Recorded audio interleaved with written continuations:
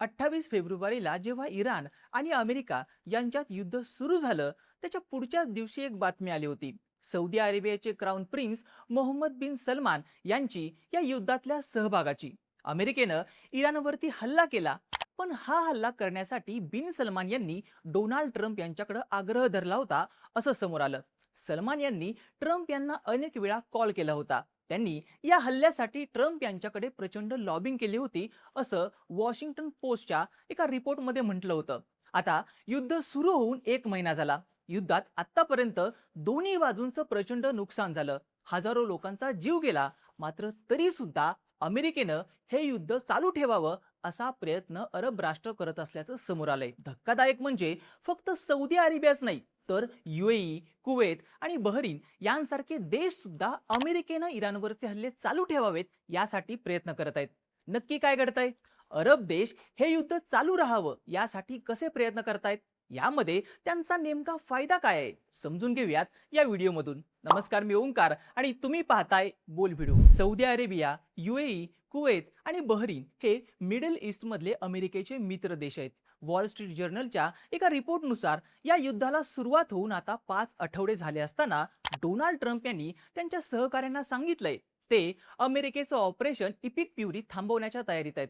Straight of हॉर्मुझ अजूनही बंदच असल्यामुळं तो खुला करण्यासाठी ट्रम्प यांनी युद्ध थांबवण्याची तयारी दाखवल्याचं रिपोर्टमध्ये म्हटलंय. मात्र अमेरिकेच्या मित्र देशांना हे युद्ध सुरू ठेवायचं आहे. एपीच्या रिपोर्टनुसार सौदी अरेबिया आणि UAE यांनी ट्रम्प यांच्याकडे इराण विरुद्धचं युद्ध सुरू ठेवण्याचा आग्रह धरलाय.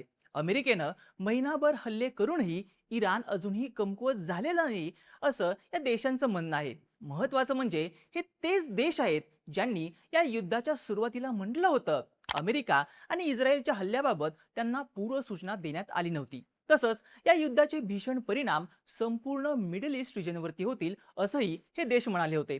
पण आता हेच देश अमेरिकेला म्हणतायत जर इराणची इस्लामिक राजवट पूर्णपणे खिळखिळी करायची असेल तर त्यासाठी हीच ऐतिहासिक संधी आहे. रिपोर्टमध्ये म्हटलंय की सौदी अरेबिया, UAE, कुवेत आणि बहरीन इथल्या अधिकाऱ्यांनी स्पष्ट केलंय की जोपर्यंत इराणच्या नेतृत्वामध्ये मोठे बदल घडून येत नाहीत किंवा इराण त्यांची सध्याची भूमिका बदलत नाही, तोपर्यंत अमेरिकेनं मिलिटरी कारवाई सुरूच ठेवावी.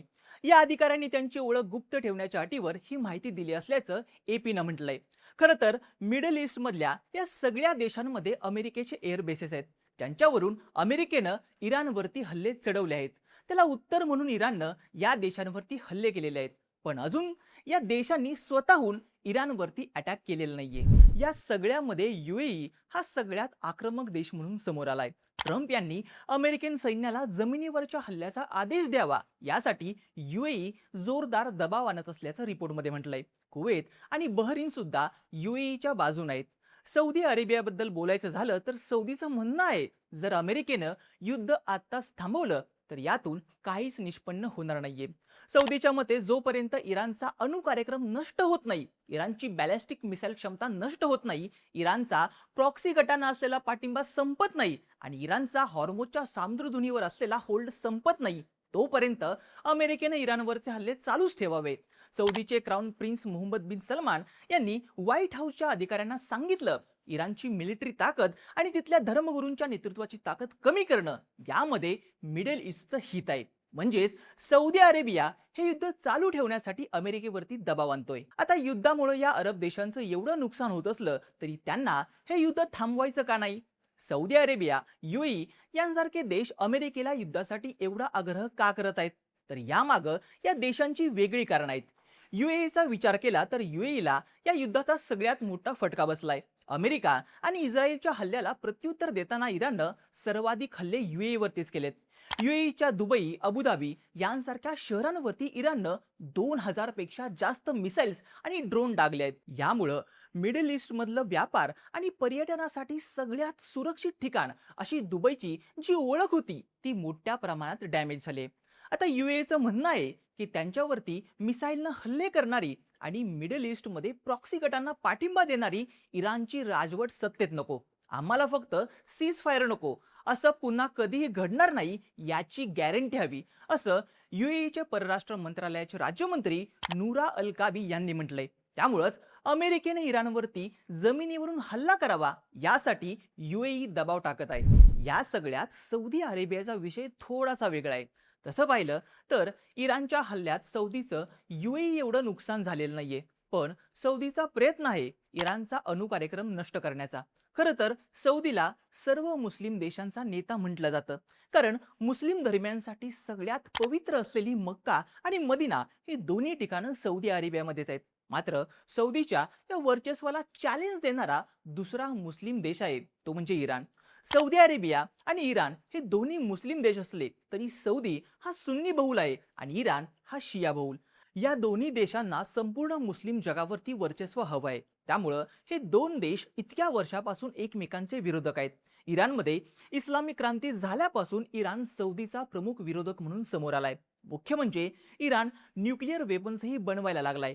स्वतः सौदी अरेबियाकडे न्यूक्लिअर वेपन्स नाहीत. त्यामुळं सौदीच्या नेतृत्वाला भीती आहे भविष्यात इराण न्यूक्लिअर वेपनच्या जोरावर आणखी मजबूत झाला तर तो स्वतःला मुस्लिम देशांचा नेता म्हणून प्रस्थापित करेल. त्यामुळं इराणचा अणु कार्यक्रम पूर्णपणे नष्ट करायचा सौदीचा हेतू आहे. त्यासाठीच सौदी अरेबिया इराणवरती हल्ल्यासाठी अमेरिकेवरती दबाव आणायला लागलाय. एकूणच काय तर इराण आणि अमेरिका यांच्यातलं युद्ध आता वेगळ्याच वळणावरती पोहोचलंय. अमेरिका युद्ध थांबवण्याबाबत सकारात्मक असल्याचं म्हटलं जातंय, पण अरब देशांचा याला विरोध आहे. अमेरिकेनं इराणवरचे हल्ले चालू ठेवावेत आणि इराणमध्ये सैन्य उतरवून पूर्ण सत्ता बदल घडवावा अशी अरब देशांची मागणी आहे. त्यामुळं आता हे युद्ध कुठपर्यंत जातं हे पाहणं महत्त्वाचं असणार आहे. तुम्हाला या सगळ्याबाबत नेमकं काय वाटतं? अरब देशांच्या आग्रहाखातर अमेरिका युद्ध चालू ठेवणार की इराणशी सीज फायर करायला तयार होणार? तुमचं मत आणि प्रतिक्रिया आम्हाला कमेंट करून नक्की सांगा. आणि अशाच माहितीपूर्ण व्हिडिओसाठी बोल भिडूच्या YouTube चॅनलला सबस्क्राईब करायला विसरू नका.